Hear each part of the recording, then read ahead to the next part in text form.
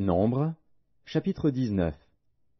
L'Éternel parla à Moïse et à Aaron et dit, Voici ce qui est ordonné par la loi que l'Éternel a prescrite, en disant, Parle aux enfants d'Israël, et qu'ils t'amènent une vache rousse, sans tache, sans défaut corporel, et qui n'ait point porté le joug.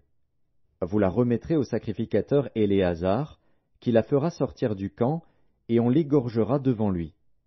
Le sacrificateur Éléazar prendra du sang de la vache avec le doigt, et il en fera 7 fois l'aspersion sur le devant de la tente d'assignation. On brûlera la vache sous ses yeux. On brûlera sa peau, sa chair et son sang, avec ses excréments. Le sacrificateur prendra du bois de cèdre, de l'hysope et du cramoisi, et il les jettera au milieu des flammes qui consumeront la vache. Le sacrificateur lavera ses vêtements, et lavera son corps dans l'eau. Puis il rentrera dans le camp, et sera impur jusqu'au soir. Celui qui aura brûlé la vache lavera ses vêtements dans l'eau, et lavera son corps dans l'eau, et il sera impur jusqu'au soir. Un homme pur recueillera la cendre de la vache, et la déposera hors du camp, dans un lieu pur.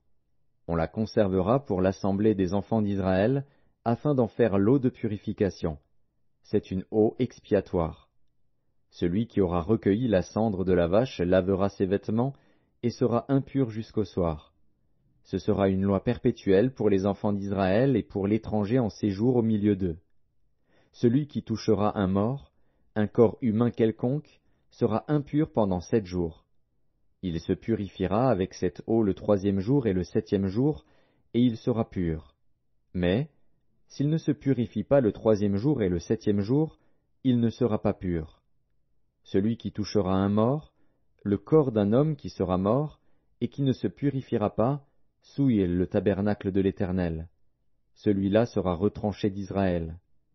Comme l'eau de purification n'a pas été répandue sur lui, il est impur, et son impureté est encore sur lui.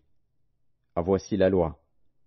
Lorsqu'un homme mourra dans une tente, quiconque entrera dans la tente, et quiconque se trouvera dans la tente, sera impur pendant 7 jours.